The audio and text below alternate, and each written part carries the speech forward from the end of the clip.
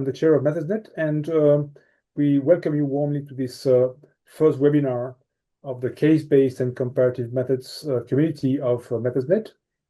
It's the first of a series. There will be some other webinars, so look us up on the web. And I'm happy to organize this with my fellow colleagues Bashak, Krishna, and Teresa. And we also have we're honored to also receive a guest speaker today, who will be presented in a couple of minutes. And first, I would like to introduce you to MethodsNet. What are we about? The Methods Excellence Network was launched 4 years ago. It's a quite young and dynamic organization. It's a membership-based association, but more importantly, it's a global network which strives to bring people, both methods experts and methods user learners, across multiple disciplines, and to push for further methods innovation, development, and pluralism, and to bring these innovations and developments to users, be they researchers, advanced students, or practitioners. It's a broad, open network, and you are very welcome to join us anytime by our mailing list, or also to become a member. This we will say we'll explain how to do at the very end. Also join our events. So welcome. In any case, welcome to this webinar, and which is one of the activities we're organizing as an organization. So what do we do as an organization? We organize two signature events, two specialized, let's say, events around research methods, summer school, and also conference taking place respectively in June, July, and October this year. I will tell you a bit more at the end. You may also join us as members, individual members. It's about individual membership. It is very accessible, in particular also for PhD students or young researchers. And we have a pricing structure to enable those who are from lower income places to join at a more affordable fee. And the idea is that you may join either as an expert member, or as a regular member, or potentially also as a student member. And this way we can connect users and experts from across the globe to exchange and learn together, and also solve problems together and do better research. So in a way, we are a double network. We're a network of experts, a network of users, and we also want to bring these two networks together. And also what we want to do is to support innovation. And so what do? We develop tools and services. In particular, we are currently developing an expert database based on our expert members. And so we hope that this way we can connect to the fellow innovators. And we also, via our communities interface, which we'll present at the very end of today's session, we can bring people together so that they troubleshoot and exchange tips and tricks via a member access only digital interface. That's about us in a nutshell. Now I will pass the word to my fellow colleague Krishna, I believe, to present our today's topic, and also our speaker and our guest speaker. Krishna? Sure. Thanks, Benoit. I'm honored and delighted to invite Dr. Biju Rao. By way of introduction, Biju has been a development economist, and he's a interdisciplinary social scientist whose research examines how norms, culture, and political economy shape human agency, inequality, and democratic participation. He was the lead economist for almost a little more than 25 years at the Development Economics Research Group at the World Bank. He's going to be he is the Robert Buffett Distinguished Scholar and Practitioner in Residence at Northwestern. Biju has a PhD in economics, and I must say he's much more than just an economist.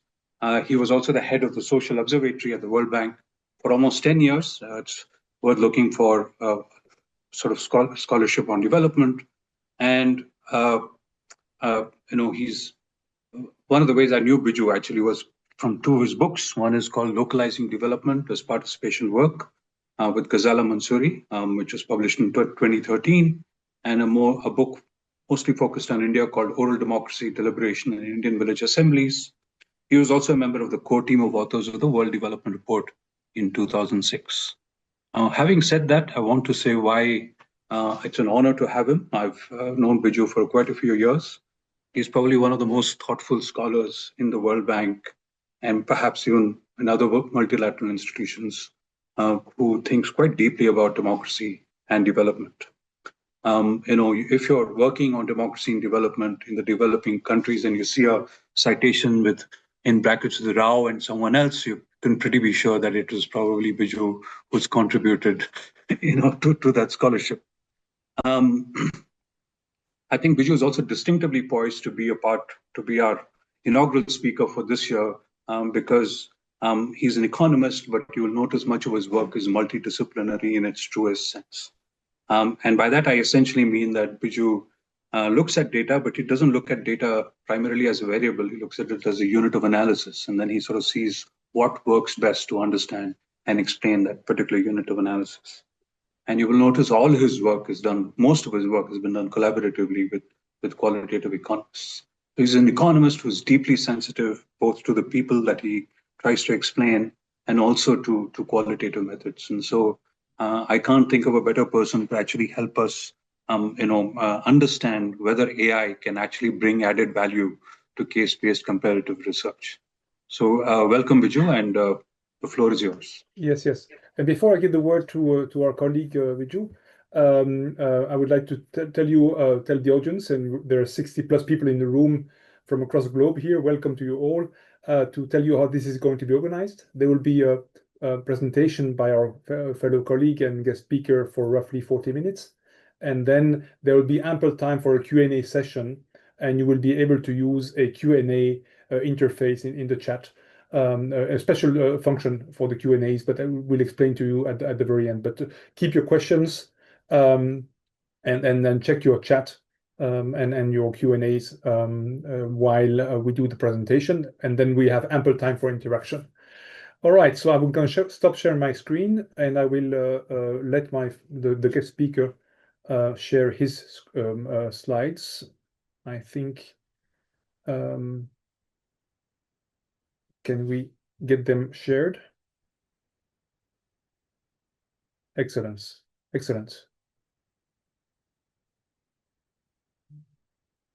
Floor is yours. Please activate your microphone.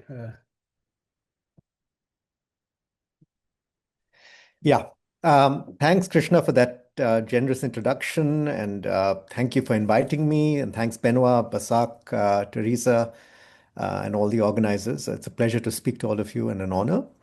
I'm going to be talking about a paper that just got published a couple of weeks ago, actually. I think it would help lead into the discussion on AI more generally, but it's a very specific sort of application that we developed in this paper that I'll talk about. And we can take it from there. So it's joint work with a bunch of people: Julian Ashwin, Monica Biraduvolu, Aditya Chabra, Arshia Haq, Afsana Khan, and Nandini Krishnan. Okay. Why is this not moving forward? All right. So, as political scientists, I don't have to tell you this. This is an economics paper, but I will go through motivating why we developed this approach. We all know that qualitative and quantitative methods have their strengths and weaknesses. And generally speaking, there's been this divide, and there's, of course, this mixed methods kind of thing. We try to mix things in different ways, which I've also been involved with for some years. Qualitative methods generally have deep strengths, being interpretive, nuanced, complex, but they tend to be with small, unrepresentative samples. Quantitative methods have sort of the opposite problem. They can work with very large samples, but they can hide important complexity. So our approach is to use natural language processing methods to scale up small quantitative samples, small samples of qualitative work to larger representative samples. And we develop a method that we call iQual, which is available on GitHub if you're interested in using it. And we're going to apply this to the question of aspirations amongst Rohingya refugees and their hosts in Bangladesh, in Cox's Bazar and Bangladesh, and test it and sort of see how it works versus LLMs and other methods and so on. So that will lead into a broader discussion on AI. Am I going too fast? I tend to talk very fast, so please, if I'm rattling away and you can't understand me, please, either Krishna or Benoit can stop me. So, for those of you who don't know what NLP is, natural language processing methods, this is the precursor to LLMs. It's basically the idea that combines computer science and linguistics to analyze language as data. Yeah, and it's being used very widely around the world, has been for about at least 10 years, if not much longer. But NLP methods, which is the category above LLMs, I see as a large language models, AI, if you wish to call it that, that's not the right word, I think, are a subset of NLP methods as far as I see them. But NLP methods fall into three categories: unsupervised, which is topic modelings, word embeddings, and so on. Which to explain variation in text, they tend to just let the machines go through and analyze text and spit out stuff, and then you analyze them. People use them less and less now because of LLMs, but they're still being used, still papers being still published with them. So there are these unsupervised methods where human beings act as consumers of what computers produce. Supervised methods are when you're training a model. That's more like what LLMs do, and then the models that are then trained to look at data in a particular way, with relying on different dictionaries. LLMs rely on these huge dictionaries that these massive global trillion-dollar corporations have been producing and trying to take over the world with, to then look at data and throw things up. Yeah. But the older methods of this kind are the sentiment analysis and so on, that are dictionary-based methods that you might be familiar with. And of course, there's generative AI, which I see as a subset of supervised methods, which uses large language models to annotate and categorize data. And those, of course, we're using all the time nowadays, and increasingly so, and they're going to take over our lives if they haven't already. All right. So what is our contribution in this paper? The concern really that I had coming into this is that, I'm an old-fashioned mixed methods guy. I mean, I used to do, I still do, old-fashioned ethnographic stuff on a subset of the sample, and then try to generalize that with quantitative surveys done with a representative sample. So, and I've done various projects along those lines, impact evaluations, different other kinds of things going back about 40 years now. But I was very, very always frustrated that qualitative analysis had to be done with small samples. So, and at the same time, I was frustrated that quantitative analysis missed a lot of nuance in human behavior. As you know, when you do open-ended interviews, those of you who've done qualitative work know this. When you're engaging in a conversation with your respondents, and that conversation is interactive, you learn a lot more than you do in a structured survey which you have to design in your office or someplace beforehand, maybe pre-test it in some ways, and force your respondent to categorize their answer into those categories that you have provided them, rather than letting them to tell you what's happening in their lives from their perspectives, right? It sort of misses a lot. And for the last 150 years, large sample, social science anyway, has been subject to this quantitative structured survey questions. So the goal was trying to sort of solve that problem by doing interpretive, qualitative, open-ended interviews with interactive sort of questioning with trained interviewers with representative samples. So we solved this problem of small sample bias. Yeah. Now, of course, there are lots of advantages there, but there are drawbacks, because our method in a nutshell is to collect that data at scale. So in our case, about 2,500, a sample of about 2,500, though it can be infinite if you have the resources and the energy to do that. But then the qualitative analysis, the qualitative coding that you do, like using old-fashioned sociological methods, carefully reading the text, categorizing that text, into a tree of codes and so on, and then cross-checking it with multiple coding, with others doing the coding and saying, making sure that there is that different human beings code in similar ways. Code not in the computer's coding sense, but code in the qualitative analysis sense. I'm using the word in that sense. So therefore, you have this bottom-up style of inductive coding that is coming from a very careful reading of the text, which is, of course, what social scientists who are not quantitatively trained have been doing for a very, very, very long time. Yeah. But you do that in a subsample, and then you use that as a training set to enhance those codes to the full sample, right? So you're not forcing careful interpretive reading on the entire large corpus, which has basically been the limitation of qualitative work in the past. So we're trying to get over that limitation using NLP methods. Yeah. The drawbacks are it introduces another source of measurement error because when you are predicting of that small training set, there's measurement error. It's a prediction. Yeah. And the units of those qualitative annotations or the qualitative coding you do are not often clearly comparable across samples, right? With a quantitative survey, if you collect income, generally speaking, that income will mean the same thing whether you do it in India or the US or whatever. Here, it's not going to be that way because it's qualitative, it's open-ended, right? So a bit of context to the data context that we have. We're looking at, as you know, 2017, Myanmar and Burma started throwing away its Rohingya minority, and many of them came to Bangladesh, which was a neighboring country, and Bangladesh housed them with the help of the UNHCR in a place called Cox's Bazar, which is not far away from Dhaka. It's actually a coastal resort town. So all these refugees were housed in camps. They still are. 60% of Rohingya have no schooling, while there are hosts that were Bangladeshis who lived in that area. 33% of Bangladeshis in that area had no schooling. 58% of primary school age Rohingya children were in primary school, while 95% of host children were in primary school. So they come from a poorer population. And that they were getting embedded in this better off population. Yeah.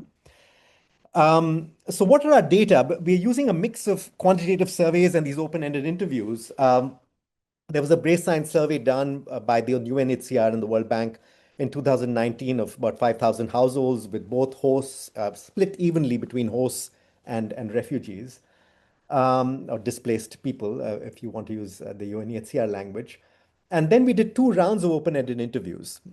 In 2020, during COVID, on the phone, we did about 1,000 10-minute interviews with household heads on parental aspirations for their kids. And in 2021, we went back to those 1,000 households, but added another 1,000, where we did 30-minute interviews on aspirations, on what we're calling boundaries, membership, and belonging, and generally on well-being. We're analyzing the latter 2 topics currently. Subjects were asked about their goals for their children, their aspirations for their children, and what they'd done to reach them. Then we annotated by hand 400 of those interviews in our training set. And those were annotated by a team led by a very qualified sociologist who happens to be my wife, who runs a firm called Qual Analytics. So she's a trained qualitative sociologist. And then with the team, Arshia Haq and Afsana Khan, who were 2 Bangladeshi social scientists who were working in doing that coding, right? So they did the qualitative coding. These are the questions. Let's focus on the aspirations questions because that's what this paper is about.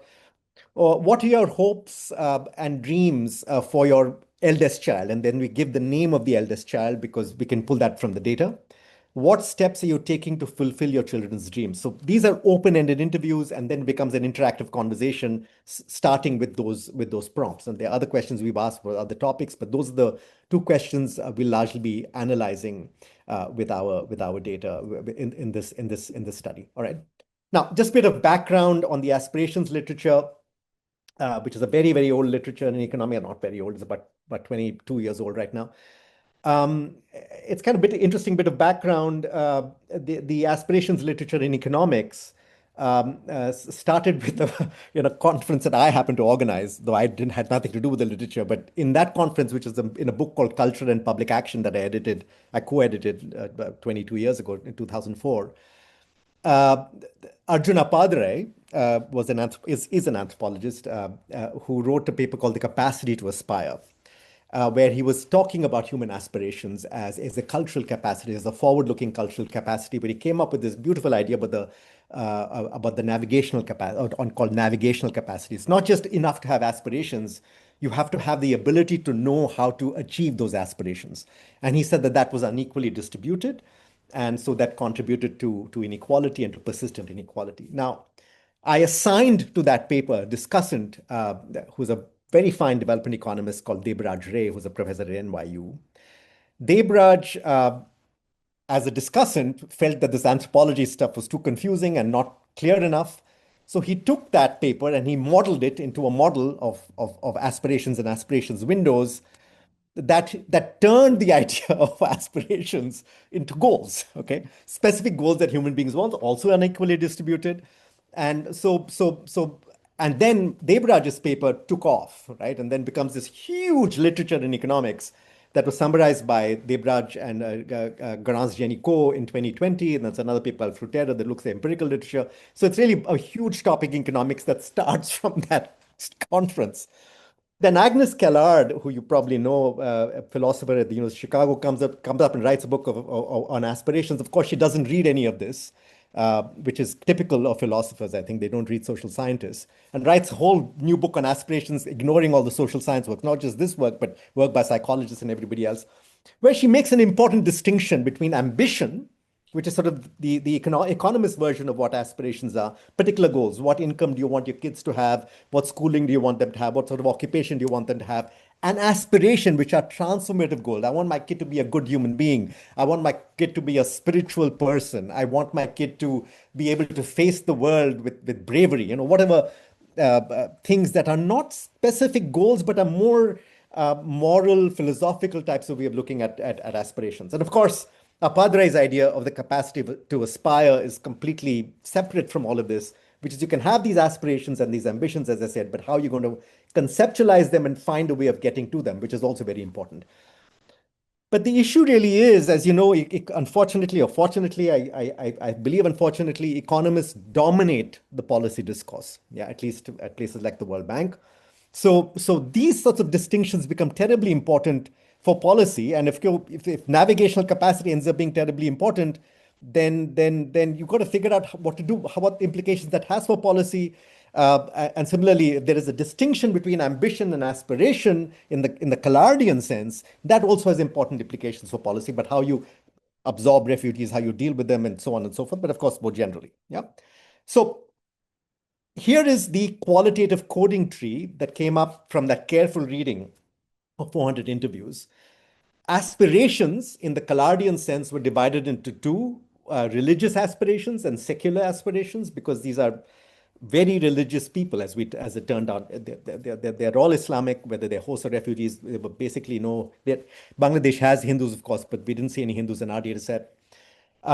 Ambitions were divided into several categories: education, salaried employment, marriage, entrepreneur, migration, vocational training, and people who say that they have no ambition. And education, we then divided into four categories: high education, low education, neutral in education, and religious education, which is also very, very important, largely because it's Islamic society that we were looking at.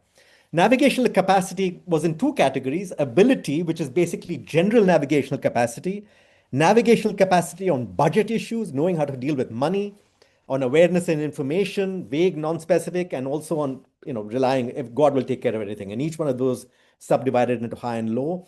And it was done during COVID. So there were also COVID issues that came up, public assistance issues, worries and anxieties, and so on and so forth. So that's a coding tree that you might see in any sociological paper, right? So it's very standard coding tree that you come up with. Just a few examples. If you have an ambition for education that is low, the kind of quote that is associated with that is, God willing, I will teach my son up to the 10th class. If you have education high ambition, you can say, my daughter's dream is to study. I will educate my daughter so she can get a job in administration. So capacity, navigational capacity being low, you would say, I don't do much at home. I help her as much as I can. If you say it's high, you say the school is still closed for Corona, for COVID. So by selling some of my food, I've arranged for a private teacher by paying whatever I can. Secular aspirations, they will become well-behaved, good human beings, will have respectable jobs. Religious aspirations, I don't want my son to work. I want to become a religious cleric, a hujur. Yeah. So that's kind of just a snapshot of the kind of quotes that get translated into codes, yeah, in the data set, right? So the essence of the approach, again, to repeat, is very simple. You do a close reading on a small subset of documents, develop a qualitative coding tree, annotate a subset of your documents, which we're calling the human sample of 400 with this coding tree, train supervised models on these annotated documents, and then predict the codes for the rest of the documents, which we're calling the enhanced sample of the full set, okay? Now, what do we care about? We care about bias because there'll be prediction errors in the process of going from the human sample to the enhanced sample.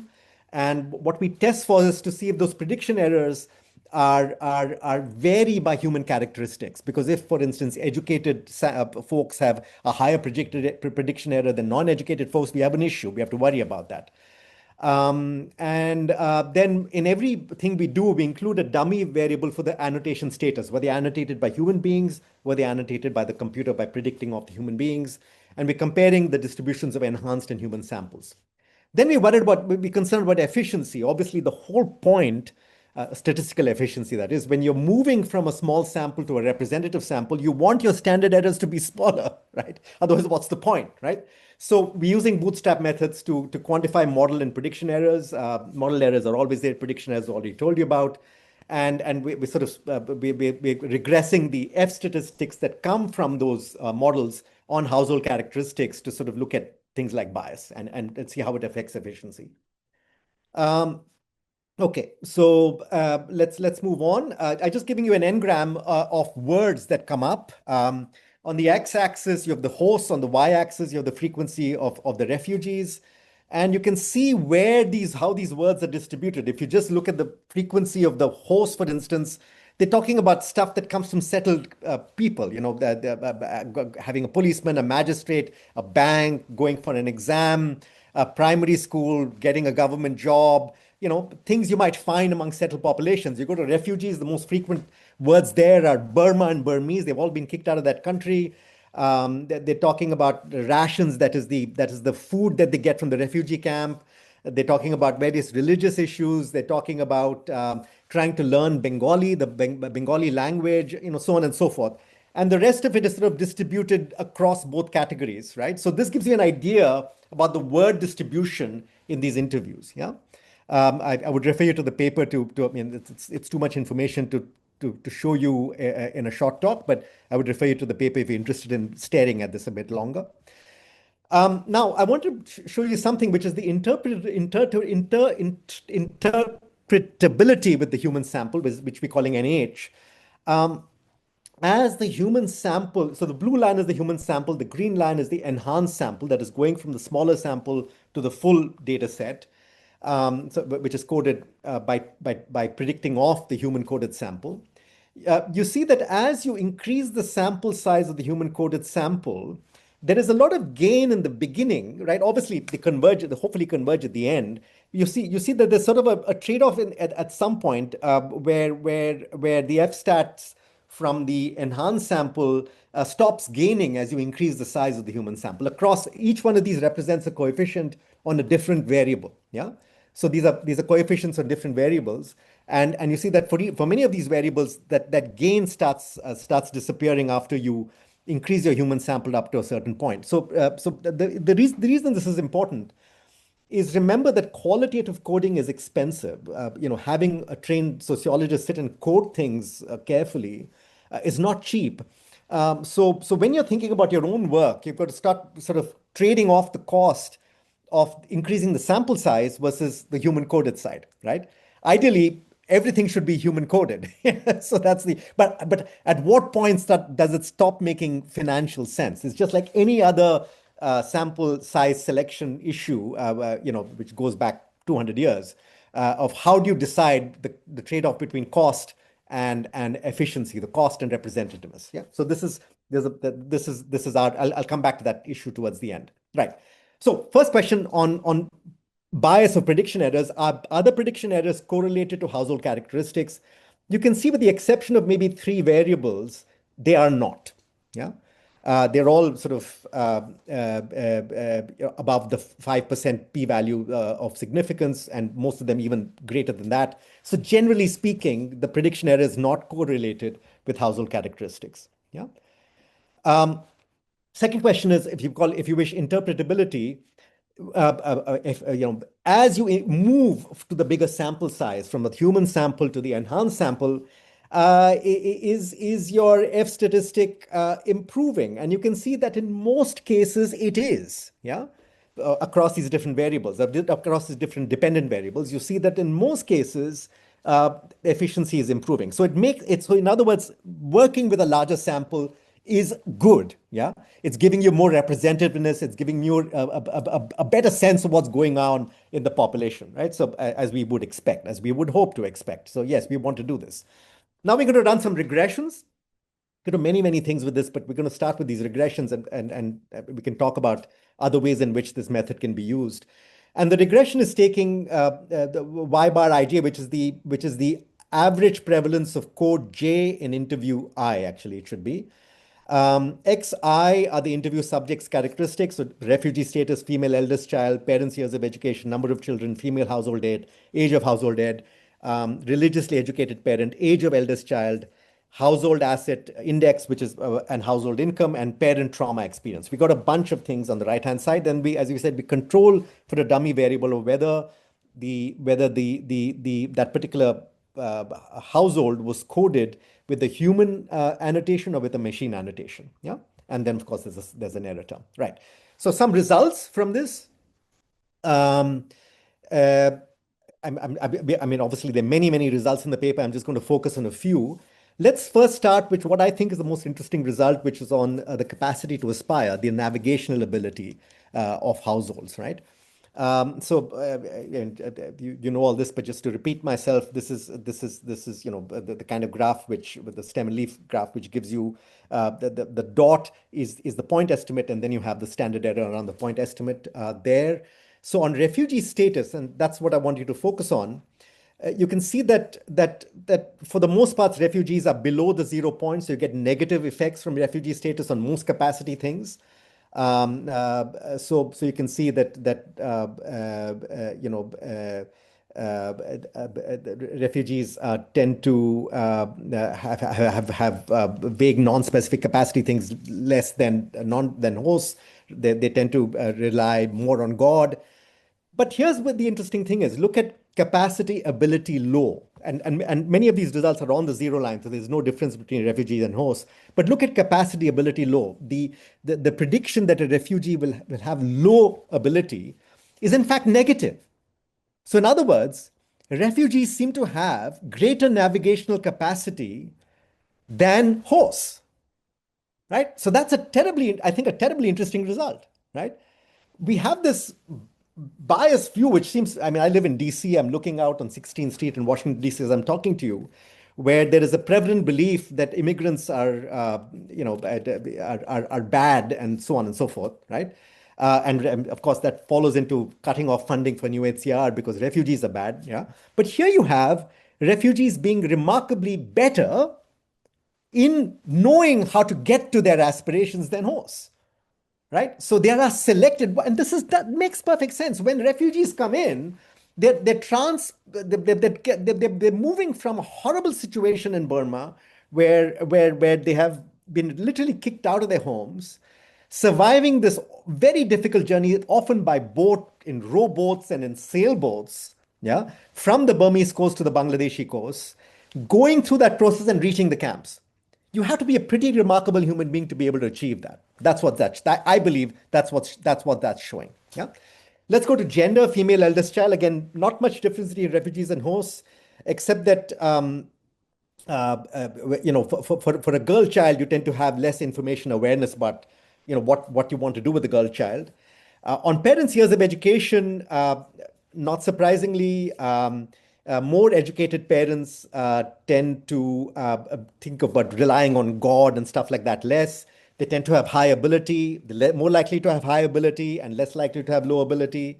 And they tend to have more information awareness. So that's you would not be surprised by any of that. Education helps for knowing what to do in order to fulfill your kids' your aspirations for your kids. Yeah. Now, ambition and household characteristics, ambition being specific goals that you might have. Again, refugees tend to have less ambition than hosts for salaried employment. Not surprisingly, they are refugees. There are no salaried jobs out there that they are legally entitled to. Otherwise, they tend to be quite similar to hosts. Well, sorry, there is. So excuse me. Hello, am I still there? Hello? Yes, you are, Biju. I got a call from Teresa Ruel for some reason, so I don't know why. Anyway. No, you're fine. Right. I can't see my own screen, however. So am I back? Right, good. All right. So now, female eldest children,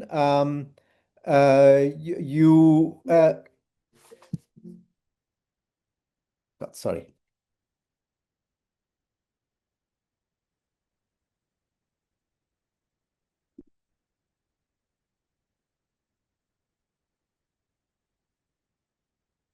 All right.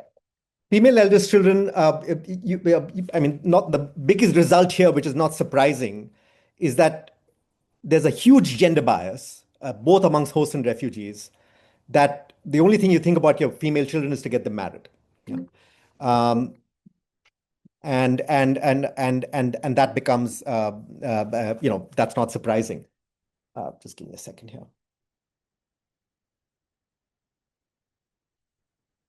Parents' years of education, again, not surprisingly, if you're a parent with high education, you want your kids to. Sorry, somebody's calling me, and I don't know how to turn it off. My apologies for that. Just give me a second. This is the problem with online meetings. All right. Parents' years of education. You see that they're more likely to want salaried employment. They're more likely to have high education ambition for their kids, and otherwise they're very similar to others, right? Okay. Now, aspiration and household characteristics. Now, again, as I said, this is a pretty religious bunch of people.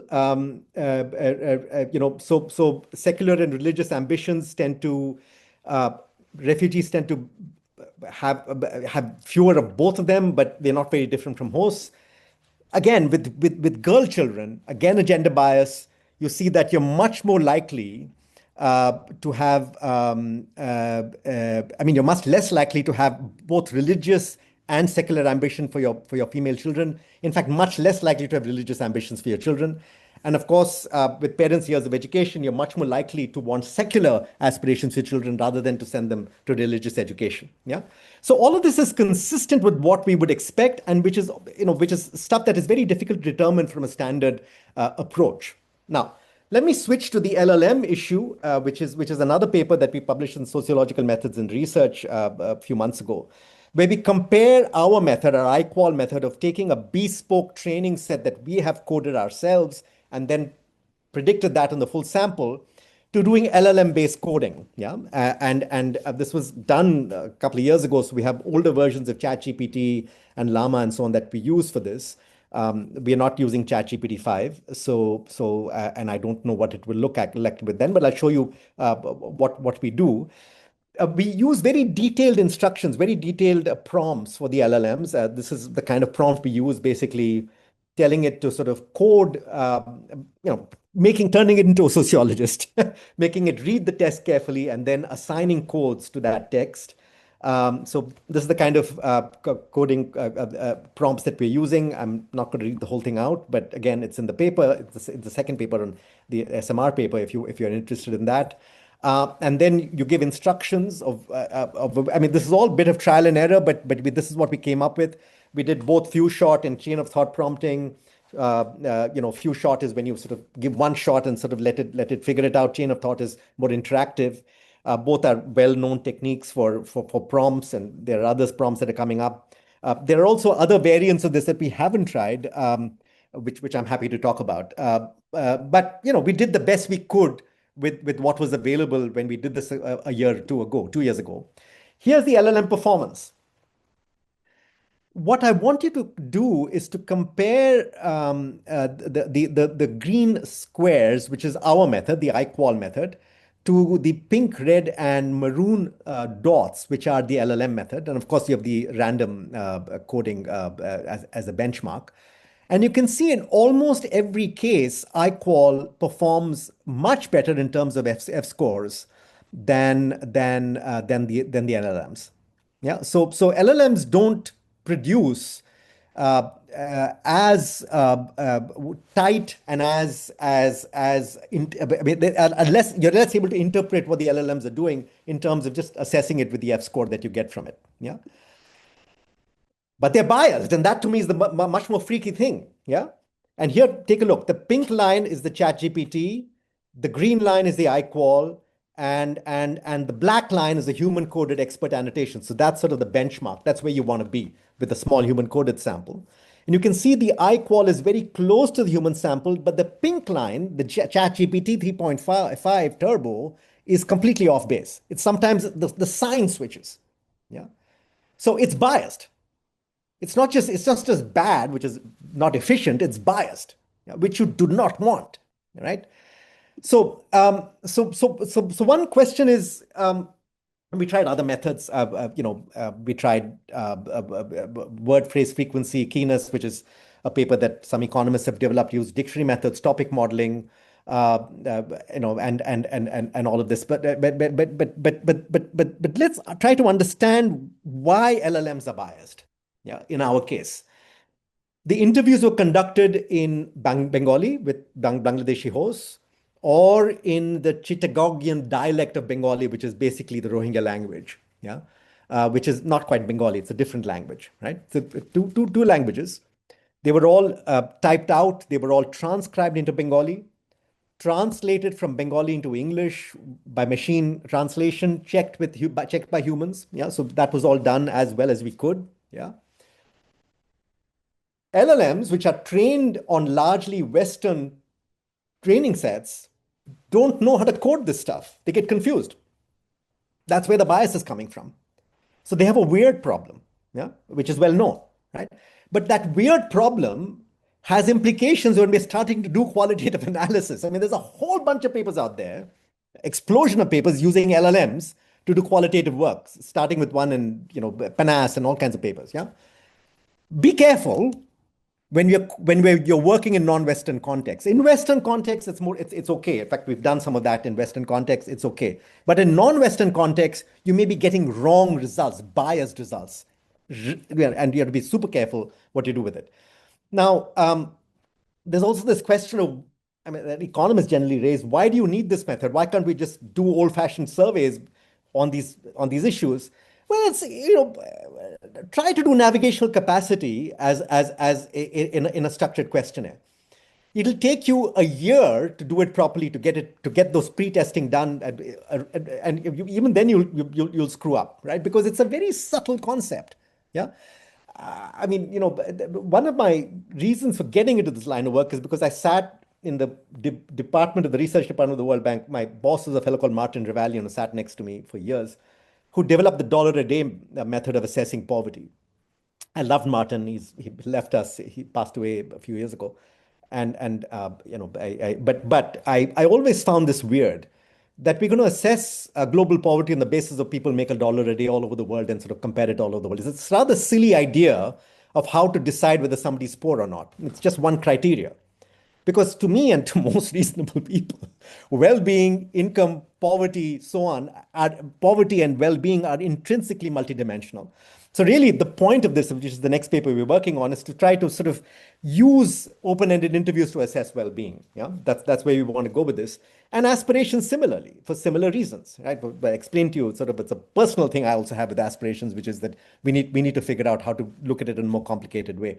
I don't think this can be done easily in structured questions, and I don't see the point when we have these new methods here. Yeah.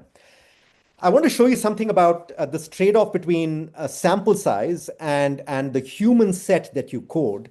NH is the human set, and NM is the machine predicted sample. Those nice sort of diagrams you see are the distribution around the standard error. And what you see is that as you increase the human-coded sample, the match of the distribution between the enhanced and the human sample basically becomes very, very small. So once you get to NH equals 700, you're basically at the same point. Yeah.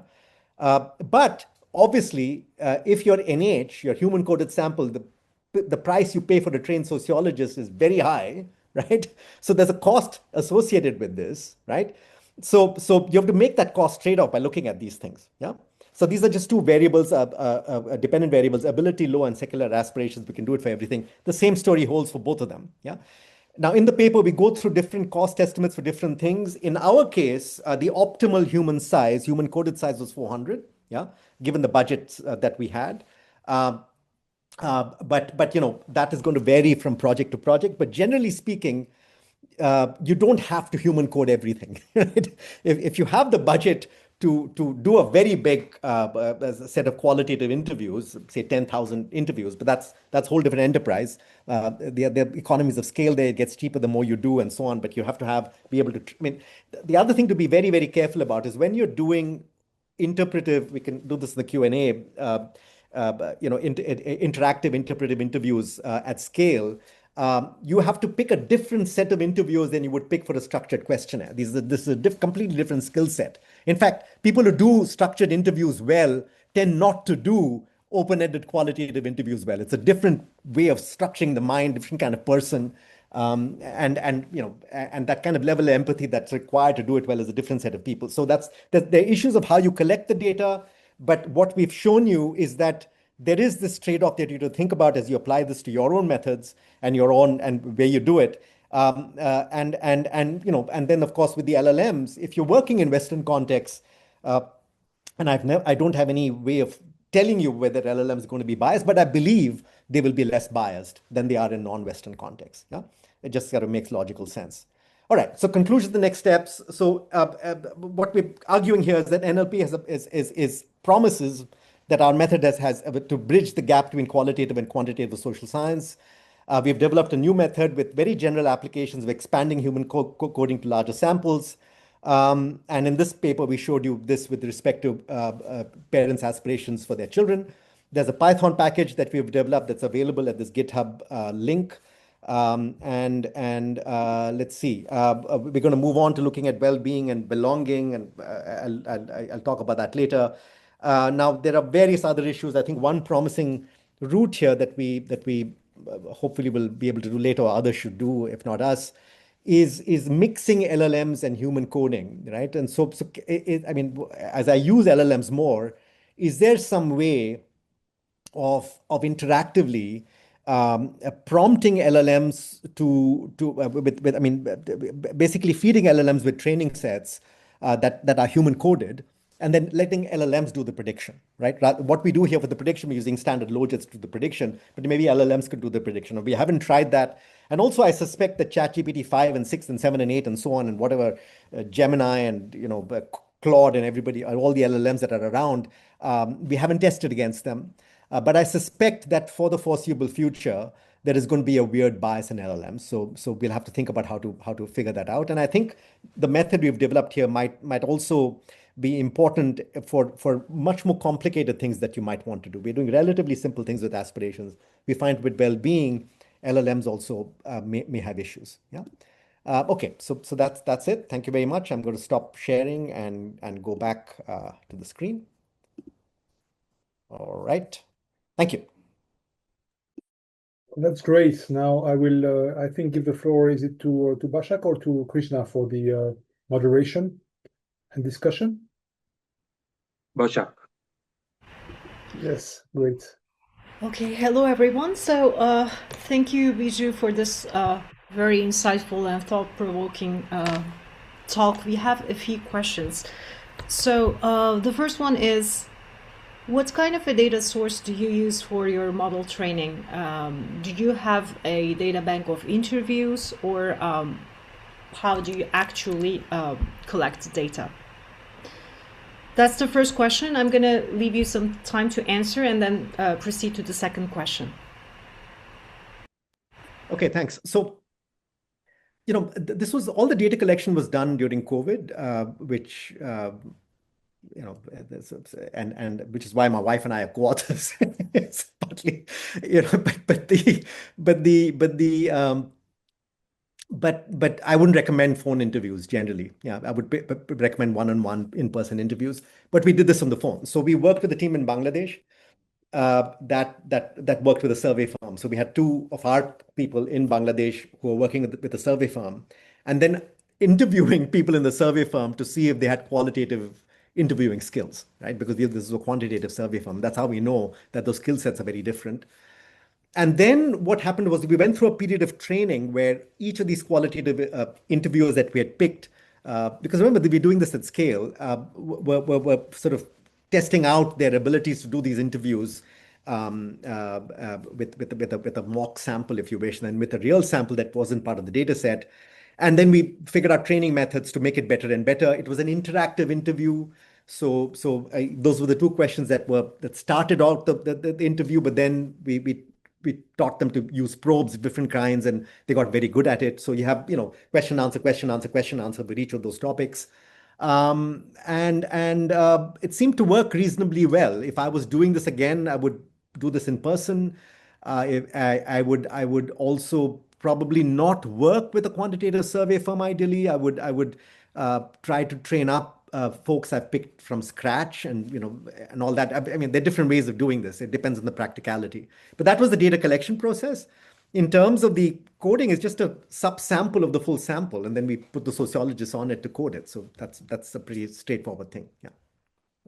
I don't know if the answer is the question, but thank you. The other question is about the coding tree. So the coding, you basically note in your paper that the coding tree is fixed. The analytical space may become constrained. For example, in contexts where the meaning of aspiration shifts over time or across cases, how can the method avoid early interpretive closure? Yeah. So that's a question that can be asked of any type of qualitative work, right? I mean, but maybe with a large sample, it gets even more. But a large sample, actually, it gets less important because you have a larger sample. So that distribution of each category will be much larger, right? But what we did there was that each coder, each interview was coded by two different people, and if those codes matched, this is standard in any sort of good qualitative exercise. If those codes more or less matched, then that was fine. If there was disagreement, then that was moderated. We all sat in a discussion and said, hey, let's figure out something that's consistent across all the human beings doing the coding. So you try to get consistent coding across all the coders. So that's very standard for qualitative analysis. Thanks. Okay, another question we have is about the prompts. So how much detail do you suggest giving to prompts, like ascribing personas or defining the context in detail or prescribing a system to reasoning kind of thing? That's a very good question. And remember, we were working with ChatGPT 3.5, right? I'm using ChatGPT 5.1, I think now, and it's far more sophisticated. So I think you have to experiment, really. I mean, I shown you what we did. I would probably not repeat that. I mean, you have to experiment a lot. We're going to use LLM-based coding. But for God's sakes, if your sample is of non-Western populations, do use our method. Please don't use LLM-based coding. Yeah. I just feel very, very scared when that happens still. Yeah. There will be a time when it doesn't matter, but it matters now, I'm pretty sure. If you're doing it in Western populations, then all of these questions are relevant. And I would say experiment with the types of prompting. What you need to do is to keep cross-checking. So read a subset of interviews yourself, code it yourself, do the LLM-based coding on the same sample, see how much they match. And at some point, the set of prompts is very, very close to what you're doing, you're more or less okay. Yeah. But if you're using it in non-Western populations, please do not. Thanks.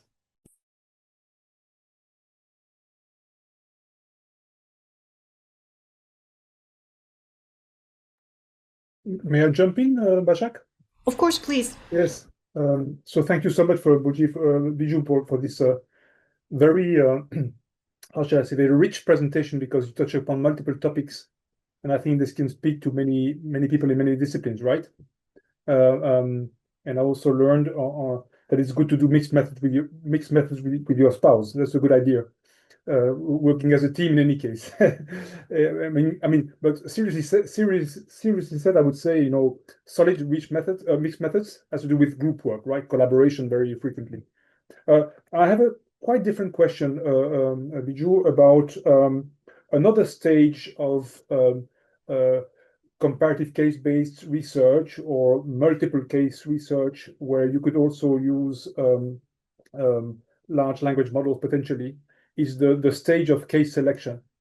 So here in this case, of course, you working with an obvious population, so you're sampling individuals, right? In other research fields, like in my field, comparative politics or comparative macrosociology or historical analysis, right? You want to select or handpick cases, units, to cover diversity, right? So it's not about random sampling. Do you think that, so usually when I present this to my students or researchers, I always make distinction between sampling, which can be quite automated, and where the boundaries of the cases are quite easy, right? And selection, which is more about like handpicking, like purposive sampling, you would say, where you need to take into account diversity across the cases, which may also be, in a way, context dependent and how should I say, more qualitative in nature. Question: is it possible potentially to use LLMs or NLPs, right, or NLP solutions, if you have a clear view of a potential population, right, to purposefully select cases, countries, or units within countries, or potential respondents via LLMs? No, I think that's a great question, but let me push back at you a little bit. Okay. I think what's going to happen as we get more and more sophisticated with machine learning, with LLMs. I mean, the word AI, that will come, but I don't think they have I yet. They're A, and for sure, right? But they're getting extremely good, yeah. And in Western context anyway, or even in text written in English or French or some standard Western language. My argument would be that the reason we do comparative case studies is because we don't have the energy or the resources to increase our number of cases. I mean, that's at the end the reason why we select cases. So if that cost comes close to zero, why do you want cases at all, right? So I would argue that the idea of case study research is going to slowly become less and less relevant because you just go look at the universe, yeah. And then in that universe, maybe you can drill down on some stories and find out. I mean, we're going to be able to get much more sophisticated with how we do this kind of work. Yeah. So that's the overall pushback I have at that question, even though I appreciate where it's coming from. And the answer is yes. I think LLMs are going to be central. I mean, I've read Krishna's beautiful book on polarization, and I've told him this already. That the kind of methods that Mahoney and others have developed on comparative case studies, I think are methods that were developed in a world prior to LLMs. Yeah. But LLMs are, and I'm not the right person to tell you how to do this, but I think there's a lot of potential to start figuring out how to go beyond that by using machine learning. Yeah.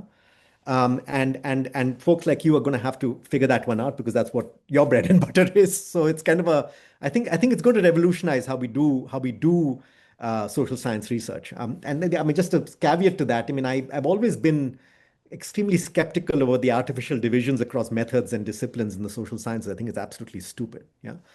And I think what's going to happen with this set of tools is that convergence is going to come in more and more. That whether you're a political scientist or a sociologist or an economist studying, I don't know, some whatever topic, democracy, it's going to matter less and less because we're all going to have access to the same crazy, powerful methods that are going to change how we do social science. Yeah. Yes. So that's my answer to that question. But yeah, I get where you're coming from, though. Thanks so much. And I think, and then I'll give the floor to somebody else. But I think the backdrop of my question is that potentially, if you do the right prompts, you could mine some contextual information around your units, right? 100%. Potentially, right? I Yes. absolutely. I mean, the LLMs, yeah, but again, the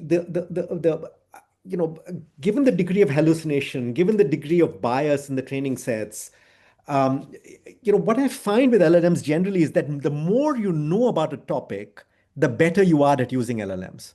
Yeah. Mhm. So if you start blindly using LLMs on a topic you know nothing about, you don't know when it's giving you bullshit. Sorry, and when it's telling you something useful, right? So I mean, I now have started using LLMs when somebody I love or I fall sick. I'm not a doctor, right?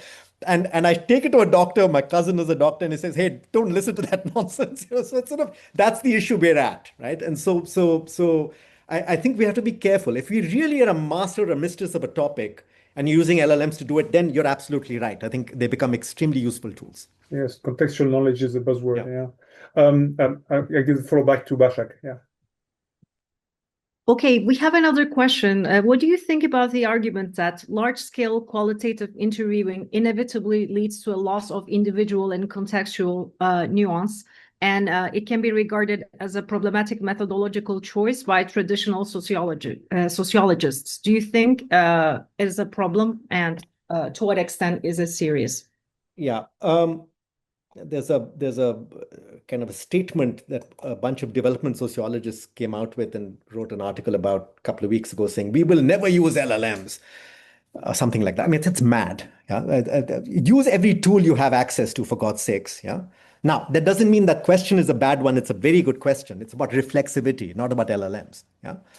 It's a whole different topic. I've written a whole paper on reflexivity in economics if you're interested, where I go through all of this.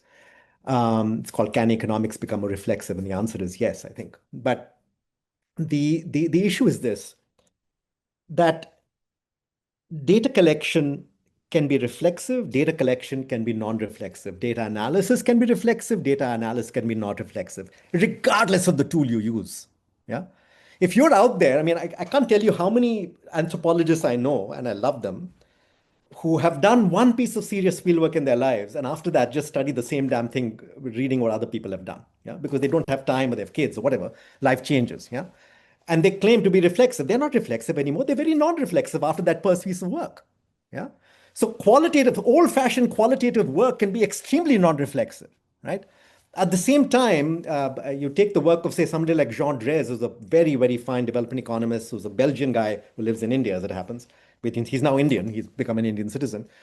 Jean is the most reflexive economist I know because he lives with the folks he studies. He's lived there for 40 years. He lives in a slum in Delhi, that's where he lives, right? And he lives in rural areas of Jharkhand, right? He has never done a qualitative interview in his life. All his data are quantitative data. And I've pushed back at him on this. But in any case, would you call his work non-reflexive? I wouldn't, right? So I think these distinctions should be thought of in terms of methods and reflexivity, and they matter to all kinds of types of analysis. It's not like just because I am an old-fashioned sociologist who has read, Borovoy and I know how to do this stuff, somehow I'm more reflexive. BS. That is BS. Yeah. What's far more accurate is to sort of say all of us are subject to issues of reflexivity and non-reflexivity. All of us should be trying to be more reflexive. And we have to, I mean, we know what that means, and we should be trying to do that. Now, I don't think there's any particular, nobody has a premium reflexivity or non-reflexivity. I guess that's the pushback I have on that. But I do appreciate the question, but I think that's where I would answer it. I have a question myself. So I found your findings about the comparison between enhanced data and human-coded data very interesting. So in particular, you talk about how you scale up small n data with surveys and everything. So my question is about generalizability. So even though you actually collect a large amount of information on a particular case, does this actually surmount this problem of, generalizability, in the sense that suppose this is your, large and data on India? Does it compare to, I don't know, Bangladesh? Maybe yes, but like, what about Germany? what about, I don't know, the US? So what do you think about the use So I of think again, large-scale data? that's a good question. I mean, I think sampling theory still applies, right? So basically, what do I mean by that? Our sample is representative of Rohingyas and hosts in Cox's Bazar in Bangladesh. I don't go beyond that. Yeah. There are about 750,000 refugees in Cox's Bazar. We are representative of those folks. We have designed the data collection, the sample collection with our power calculations and everything to be representative of that. I cannot claim it's even representative of Rohingya refugees in southern Bangladesh or someplace. Right? I mean, I don't know. Right? I mean, I would claim that it is, but that becomes now. But are they representative of Rohingya refugees in Malaysia? Maybe a little bit less, right? And so all those issues are standard questions for sampling theory, yeah, and where sampling theory applies. So the same issues matter here, but it is certainly more representative than doing small case study or small sample qual work, where you're talking to 20, 30, 40 families, and the old-fashioned qualitative work is never representative in as much as doing it with a larger sample, yeah. So there's this notion that Mario Small and others have argued for, which is your sample should stop when you start repeating the same thing again and again. I mean, that's basically talking about a power calculation, right? So, I mean, so there are some silly distinctions that come from how we are trained and where we come from, that people want to feel good about themselves, that will say, my discipline is better than that. It's all complete BS, yeah? At the end, where we have to think these things through, it goes back to my question on reflexivity, is really ask, what is the question we're interested in? What is the context of the question we're interested in? What is the appropriate set of methods to answer the question? What is our budget? I mean, all of those standard questions, and then use the mix of tools, the set of tools that is most appropriate for you. We really need to go beyond the biases of our own training. I really, really feel very strongly about that. It applies as much to my discipline, economics, as it does to any others. And I really hope that's the way we go. So yes, sampling does matter. It will always matter. But there's a whole different other type of universe, which is if you see what the Apple Corporation or whatever does right now, which is everything. It's a universe. all our phone conversations, I mean, and the US government does this, are now being surveilled and recorded, and they're using LLMs and NLP to analyze that data. That's the universe, right? So maybe we'll come to a point where we don't even have to do sampling. We'll just have access to all these conversations. The Jeffrey Epstein files, God forbid. You want to analyze them, use NLP, use LLMs. You'll learn a lot. Thank you. That was an excellent answer. Are there any more questions, maybe among the panelists or someone else from the audience? Well, if there's no one from the audience, I'd like to jump in. Is there anyone from the audience, Vasak, or can I jump in? No, please jump in. Okay, so Biju, I just want your thoughts on the three words, not so much on case study approach, but on comparison. And here's the problem, the conflict that I'm facing. We understand that the midpoint of any concept we believe is the point of maximum ambiguity. It's an abstraction. And so when we want to compare, we have a clear case of something which is, and we find something which is not. In other words, we try to push our work to extremes so that we can compare, right? Because we understand that when you bring these two, the negative pole and the positive pole, closer together, we get more ambiguity. It's just not, of course, the messy reality is most cases will be somewhere in between. But as abstractions, we try to bring in starkness, not to bring them closer.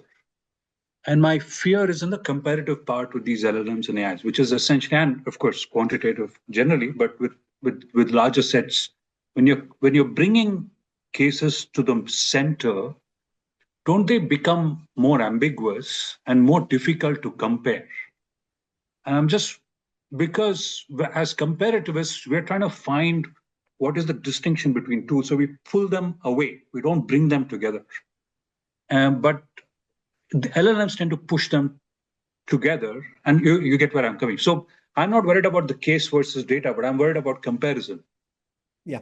No, thanks, Krishna, for that question. I mean, I think you're really talking about case comparison as a theory development exercise, right? Rather than as an exercise in what Basak was talking about with generalizability for policy making, for instance. Those are two different things. Yeah. Social sciences develop theory by looking at data. We also make recommendations for policy, right? They're two different things. Now, theory development, well, I mean, I've already answered the question on policy stuff to Basa, but on the theory development side of things,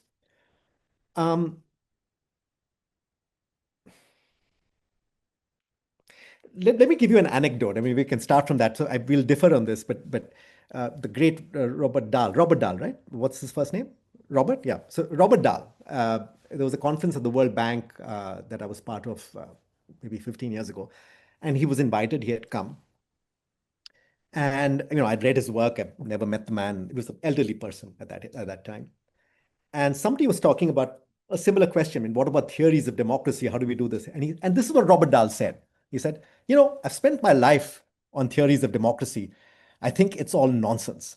All that matters is data and empirical work. So I walked away. I love you guys. And I was reflecting on why he said that. This is one of the great political theorists of our time. And why is he saying that?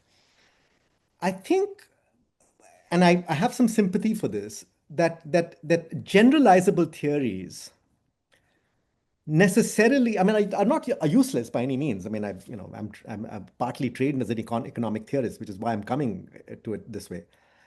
But they are limited by the data that we confront those theories with. They're limited by the data we use to develop those theories, and we're limited by how we test those theories with data. Yeah, when data becomes everything, when everything becomes data, we have to rethink how we do theory development. Yeah, so are we going to become more like physicists who basically have whatever notion, and we have the whole universe really to start looking at patterns and developing theory?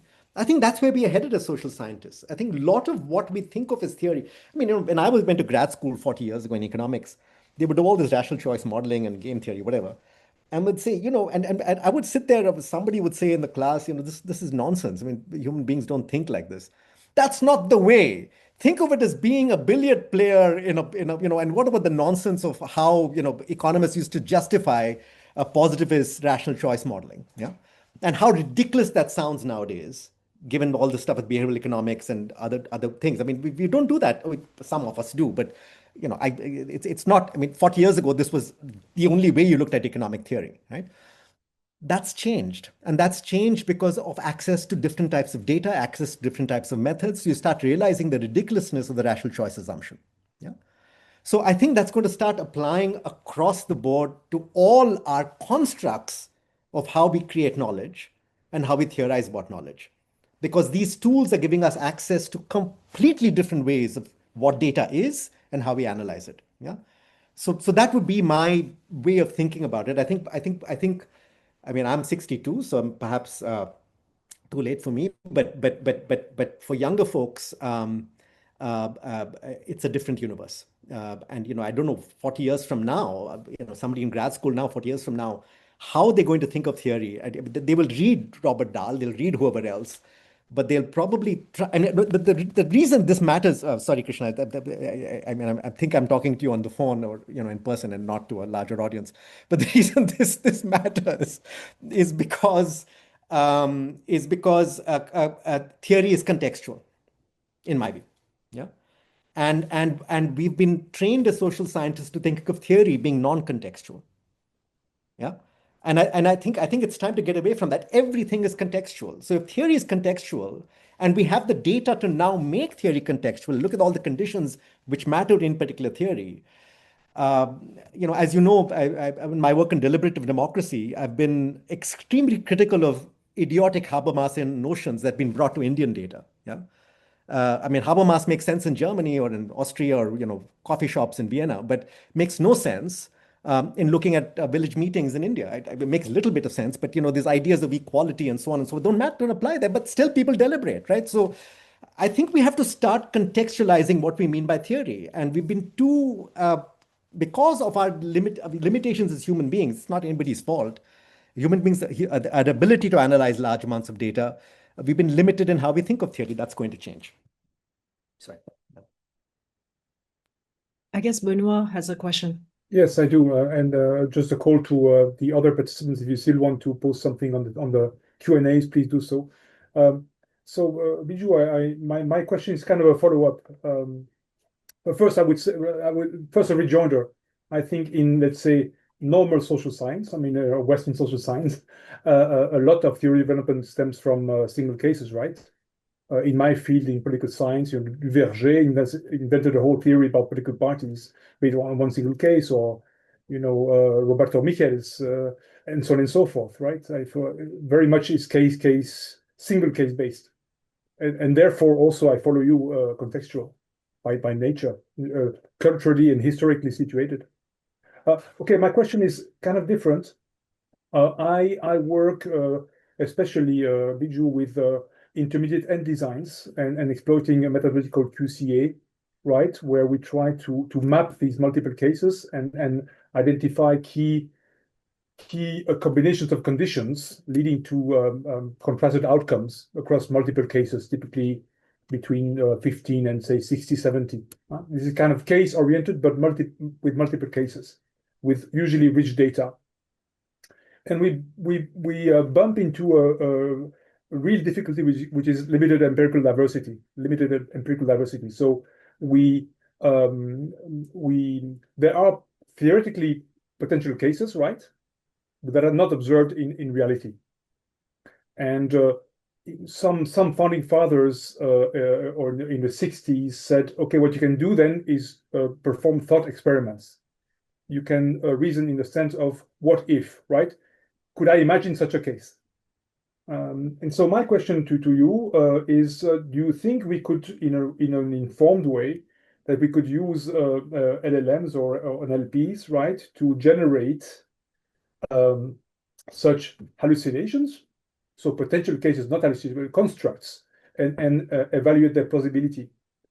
Oh, that's a brilliant question, and I think it's already being done. I mean, economists are developing something they call synthetic controls, which are pretty much that. Yeah. I mean, I think they're not that yet, but they're statistical versions of that. If you look at propensity score matching methods that were developed, by Rubin, a statistician about 30 years ago, it was the idea of developing statistical clones, and I'm talking about causal sort of analysis, right? But even in what you're talking about case study analysis, I think that's eminently possible. Yeah. It's a matter of how you develop your prompts with the LLMs. That's going to be the great skill set that we all have to master to get good at this. The better you are at prompting, the better your social science is going to be. Yeah, even for the kinds of things you're talking about, creating sort of essentially a synthetic case, which is what you're talking about. Yes, right? yes. Which would imply, of course, being quite iterative, right? It would be more like a dialogue where you enrich the prompt, right? That's correct. And you'll have to do it by trial and error.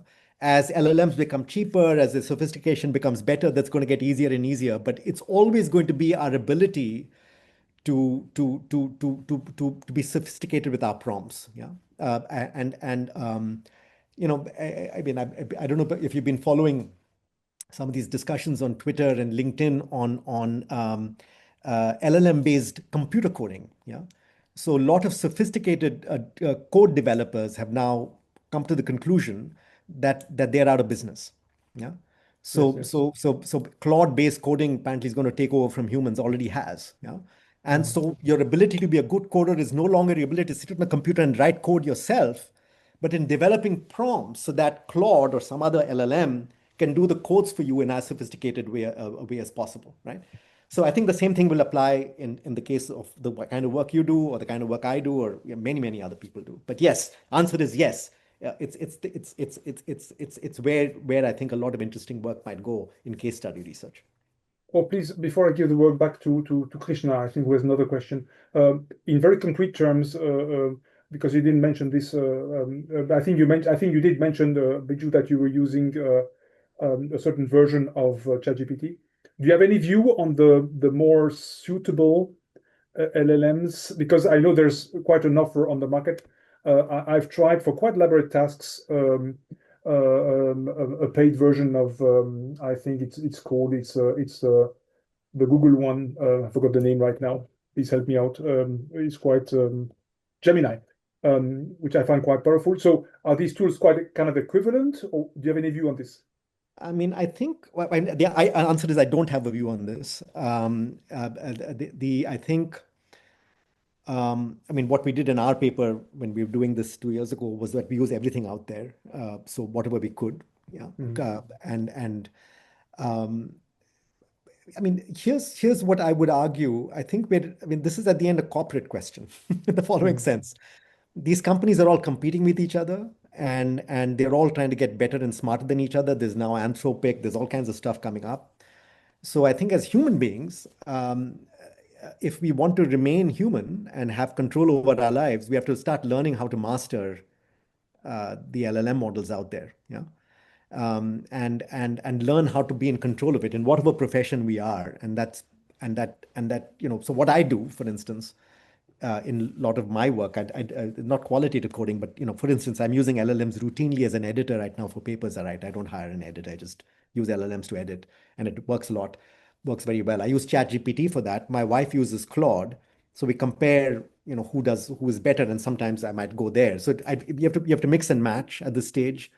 So I don't think there is any one LLM that I would argue is better than any other LLM right now. They might be good today, but tomorrow that whole story might change because one company gets better than the other. Yes, okay, thanks a lot. Krishna has a question. Sure. I think there's one question from one of the audience, and then I can ask my question. We should give them. Oh, I'm sorry, I missed that. Yes, So can we use LLM for supporting residual case argumentation? Sorry, I do not know what residual case argumentation is. Somebody can explain that to me. Maybe I can answer that. Maybe Andreas can write in the Q&A, not the chat, but the Q&A. You can write more if you want to. In the meantime, Krishna can ask this question. Sure. So, Biju, in your paper, there was a particular quote very early on in one of the slides saying, "If God willing, the parent was sort of, there was some statement there." So, if God willing, I'm assuming is inshallah. I mean, maybe they would have used inshallah. And my problem is, inshallah is such a contextual thing to say. It's something that is said at some point. Most people use it, inshallah. It's very common. What follows it's usually just a pause, right? And it's very contextual. And I know it gets coded. The thing is that you can only fully appreciate that word, inshallah, when you're in that conversation with that person. By putting that into LLM, what do you think we're losing out on? I mean, you're right, of course, on that particular phrase, inshallah. But I'll tell you what we tried to do. I mean, with that word, I mean, it did come up. Remember the two people on the ground in Bangladesh were very familiar with all of this, Arshia Haq and Afsana Khan. And what they tried to do in their human coding was to read the interviews in the context of where that was used. Yeah. So yes, the machine, I mean, and they read it in Bengali when they did the human coding. Yeah. So that was as close to the conversation as you could do. I mean, what is going to happen, Krishna, is, and we would try to do this, but I'd lost funding at some point, is to avoid the transcription phase altogether. Yeah. So you're basically coding, qualitative coding directly from the recordings. Yeah. And that doesn't, and the reason you can do this is because the LLM doesn't care. The LLM can hear as much as it can read. Yeah. And when it hears, it can also, and this is where we are all headed, it can hear tone, it can hear anger, it can hear sadness, it can hear all kinds of stuff. So I think that's the next step with all of this. Yeah. Particularly on understanding well-being is to get much more context into how people are speaking. And in effect, when you talk about surveillance capitalism, Zuboff's famous term, that's what all these companies are doing with us right now. Yeah. I mean, I'm sure all of us are familiar with, sitting with our phones next to us, we're saying something and suddenly we get ads related to what we're talking about. That's LLM. They're listening to you, right? And they're analyzing that data, analyzing tone, analyzing all these kinds of things, right? And so we social scientists need to get on top of that game. Yeah. I think not all of us are there yet. So it's really we have to all retrain ourselves in how we look at these things. The second thing, and nobody asked this question, but let me just make this point. The general distinction between quant and qual fields is the idea that quant folks are good at maths, so the STEM people go into economics and the non-STEM people go into sociology or something. I think that distinction is going to get increasingly blurred, yeah, because you don't have to be good at math to do math anymore. So, because the machine does it for you, yeah. I think that as that happens, the tools that we have access to will become much broader to all of us, regardless of what our intrinsic abilities may be.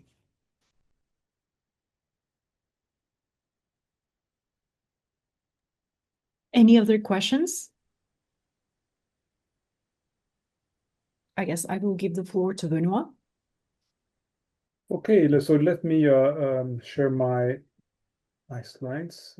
Wait, here. Okay, all right. So thank you so much, Biju, for this first, on the one hand, very rich presentation, and also your very dense and very, how should I say, very broad and informed answers. You provoke us, right, to stay on top of things because things are moving very quickly. And that's I think it's a great invitation to follow up all these developments and to always be agile, right? And not take things for granted. I mean, the old recipes, as you say, we can still use some old recipes, but we need to kind of pump them up and revive them and reinvent them in many ways. Both on the I think that's the main side, message. Yeah, absolutely. yes, both on the quantitative side, on the deeper quality side, and also systematic comparison. We should reinvent because the technology is being reinvented in many ways. So yes, I think I will give the word to, is it to you, Bashak, or Krishna? Yes, Bashak. I just want to say briefly a couple of things to introduce this particular subgroup. So this talk was hosted by the Case-based Comparative Research community, and this group focuses on bridging the gap between qualitative and quantitative work, specifically focusing on methods like QCA, process tracing, and multi-method designs for systematic causal inference.